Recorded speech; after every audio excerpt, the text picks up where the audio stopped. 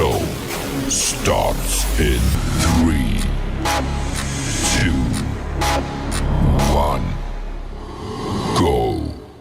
Good morning, CaneSport. It's July 22nd, 2021. I'm Gary Ferman, the publisher of CaneSport.com, joined as always by Matt Shodell, our managing editor, and we are discussing the news of the day. And Matt, so much to talk about. I mean, it's been a wild 24 hours. We had ACC Media Day. We had a commitment come in.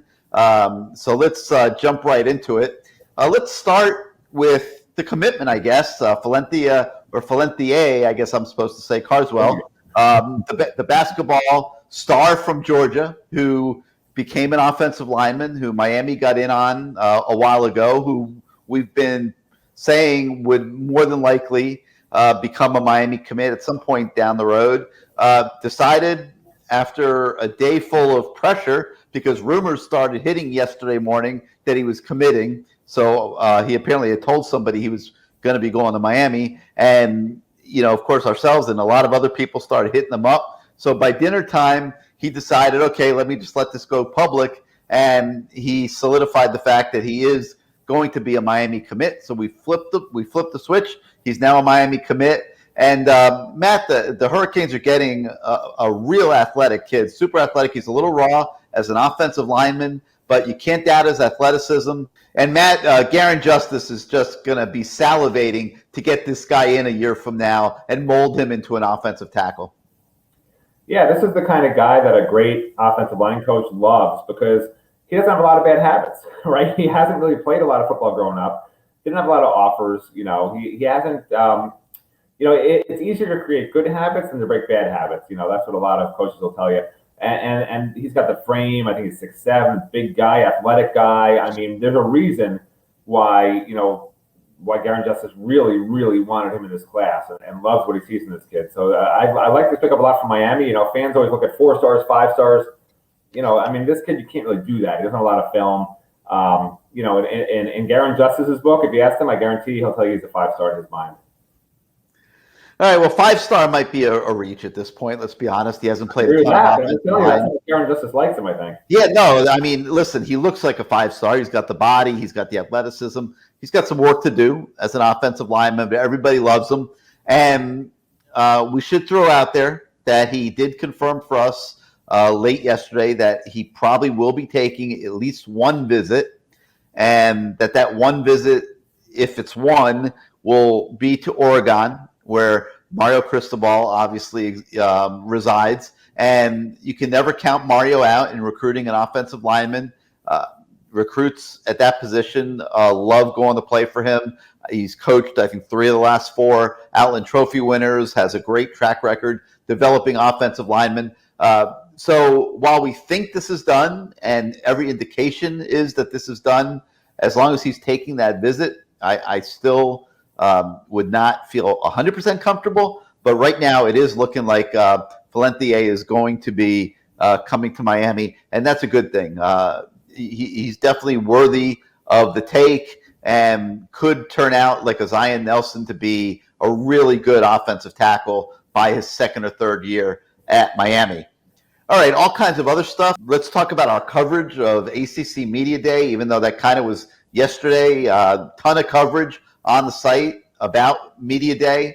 Rather uneventful affair. Let's be honest, Matt. There was not really breaking news. I mean, how many times can you ask De'Aaron King how his knee's doing and if he's going to be okay for the Alabama game? And how many different ways can he say yes? But he did find a few more yesterday in all the different forums that he did interviews. And so that was good news. De'Aaron does expect to be ready for Alabama. But if he weren't going to be ready for Alabama, he wasn't going to tell anybody at Media Day that anyway. So I think you would agree, a pretty workmanlike ACC Media Day on all fronts. We didn't see a lot of breaking news there, not just in the Miami camp, but really just about any camp. Yeah, when your first game's against Alabama, it's a little different than when you're playing Bethune-Cookman, or your second game's against somebody else is not real important, because by the time other programs see that first and second game, they pretty much know what you're all about. When you're playing Alabama that first game, you really want everything on lockdown, top secret. You don't want them to know what De'Aaron can do, can't do, which they could see obviously in the first couple of games otherwise, or whatever amount of games it was that Miami felt would normally be comfortable wins to start the season. So I expect a lot of secrecy heading into the Alabama game. All right, other stories on the site this morning. We continue our series on the Pro Football Focus guys that had a rating over 70.0, which is considered extremely good. There were 5 of them for Miami. We told you yesterday that there are several more for some of the other top teams in college football. We'll get to that more in a couple days. But today we get to number 4 on the countdown, and that is Zion Nelson, who I just mentioned. And really kind of amazing the way this guy has developed. Had an absolutely disastrous true freshman year. Did not belong on the football field. Gave up 1 million sacks. I don't remember the exact number, but there were a lot of them. And came back, was better last year. And now this year, he's expected to be one of the better offensive tackles in the ACC, Matt, and maybe even in the country. And there's a lot of noise that he's going to be a first-round draft pick. Pretty amazing story. Yeah, I love kids like this. Late signee, late January was when Miami started recruiting. It wasn't the December signee back in the whatever class it was, 2019. And you love stories like this. Kid comes in, he's awful. Just awful. But he packed on so much weight so quickly. Both years really, and he's developed himself. And credit to him and to Garen Justice and to David Feely. The fact this is the kind of guy Miami can point to with recruiting and say, look, you can come in as somebody that everyone else passed up on, and look what we turned you into. If in fact he can go in the first round next year, that's a big feather in your cap if Miami can do that for recruiting as well as not just being happy for a guy like Zion, who's a super nice guy. All right, another series that we're continuing today that we've been running over the last week and a half or so is our State of the U series, and anybody that hasn't been keeping up with that every single day, the links are there on the story. You can go back and read the past stories. A lot of really good stuff, a lot of really good insight into the ins and outs of the Miami program that gives you a feel for where everything stands right now going into the 2021 season. Today, we take a look at the defensive line position and the depth at both tackle and end. And Matt, starting at tackle, I think there's depth. There are guys there. When you look at Nesta and Jordan Miller and Harrison Hunt and those guys, there are bodies there. Somebody needs to bust out and be a dude. Would you agree? Yeah, you didn't mention John Ford, but yeah, there's nobody on that defensive tackle position where I say, man, this guy's, look, we've covered this team a long time. In the past, they've had some stud defensive tackles that you knew were going to be really good, coming back. And this year, everyone's, Nesta might be first team all ACC preseason, second team all first team, whatever. He's not that dominant run stopping and pass rushing defensive force. He's really good, but he's not a guy that demands constant double teams in my mind, So there's some problems on the interior, I think, for Miami, and there's some problems at end for Miami. We sort of lay it bare what they actually have and, sort of where things stand on the defensive line. But, Mendes, he just said yesterday, how he's not worried about the end position. And he mentioned, I want to say he mentioned DeAndre Johnson, who basically was a linebacker / end at Tennessee and was okay. Didn't do anything that really was spectacular there. He mentioned Zach McLeod, who he thinks is going to be a really good defensive end. But, the guy was at linebacker until basically he wasn't working out there, and they moved him to end for the bowl game. He did nothing in the bowl game. And he mentioned Jafari Harvey was the only other one he mentioned, a defensive end that he thinks is going to be really good. That he's been really good and whatever. But the guy started in the bowl game and didn't stand out to me. So, there are concerns to me, and Manny said, we have this history, of just these guys just come up and they're great. And yeah, it's nice to have that history, but you got to keep doing it, right? So, so to me, until they do it, I always say, I'm not going to believe it. So, I want to see them do it. Yeah, we've seen flashes. Silvera has shown flashes at times that he could be a pretty good player, just has not been able to put it all together, play after play after play. Harrison Hunt has shown flashes in some games to the point where I think a lot of the people in the fan base and us have noticed and thought that he is on the cusp of being a little bit of a better player. But nobody has put it all together. And this year, beginning with the Alabama game, will provide an opportunity to do so. And it's going to be real interesting. And then at the end position, it's a wide open deal. Nobody has established themselves. You lost, a first round draft pick. You lost, in Quincy Roche, a very high-quality player, even though things didn't go his way in the NFL draft. It was kind of puzzling. We thought he would go higher. But certainly a little bit more of a wide-open situation, I think, at defensive end, just waiting for somebody to step up there. If nobody steps up in either spot, there are going to be opponents this season that are going to be able to exploit Miami's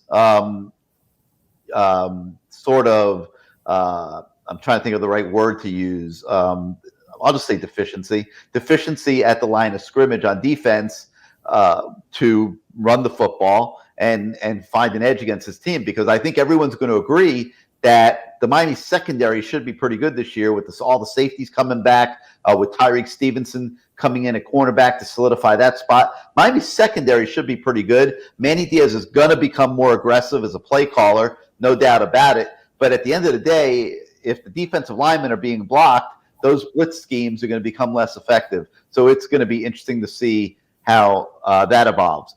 All right, moving on to the next story. We also have a story this morning about how Miami continues to battle for receiver Isaiah Bond from Georgia. You'll remember Bond very early on looked like he was going to come to Miami, which, he's buddies with Ja'Curry Brown, the quarterback that's a commitment for the Hurricanes. And we thought Bond would jump right into the mix, and he shocked us by committing to Florida, which I guess was his childhood favorite. And he's been committed to the Gators for a few months now. A lot of people think Miami's still in it.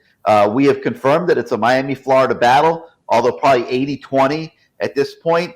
All signs are that Isaiah Bond is going to go to Gainesville, but until it's over, it's not over, and Miami's hanging in there. So we have a story about that this morning. And then lastly, Matt, what I think is a really cool story is the tale of AJ Vinatary. And I'm sure a lot of people out there recognize the last name. One of the best kickers in NFL history was named Adam Vinatary, and that just happens to be AJ's father. And AJ is, I guess, Adam Jr. essentially, and he's considering coming to Miami as a preferred walk-on.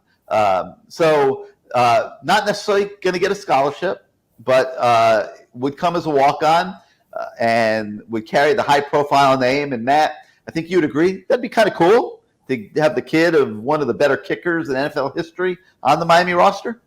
Yeah, I mean, the only caveat being we've seen this movie before with like Zach Beagles and stuff like that. But yeah, I mean, look, I talked to the kid, super cool kid. He was playing tight end as a freshman, and they had an open kicker competition. He wasn't even going to necessarily try to be a kicker. And then one of the coaches said, hey, your last name's Vinatary, just get in there and try. And he won the competition, and he's never played tight end since. So, I think it's kind of cool. But the problem is, he's got a couple other options as a per walk-on. He might wind up with a scholarship somewhere or another as this thing drags on. Miami's got a true freshman kicker who they think is pretty good. And this kid's, he is a kicker / punter, but his punting average was a 38. He's probably a little better as a kicker right now than as a punter. So I don't know that, certainly it doesn't sound like Miami's going to offer him a scholarship. If they did, I think he'd wind up here. But, the preferred walk-on, I'm not sure he winds up coming here. There's just not a lot of opportunity for him. Well, Dad certainly has the money. Let's be honest. Like, this guy's been making a lot of money in the National Football League. Behind a true freshman kicker, he has to wait till his junior year. But we'll say, yeah, you're right. Money shouldn't be the object. I mean, yeah, you don't know. I mean, it could become a situation where he just gets to decide to go to school where he wants to go to school. And Dad says, you want to be at the U? Go for it. But anyway, either way, it's a cool story for now. We'll see what happens there moving forward. But it gives everybody something fun to read here this morning.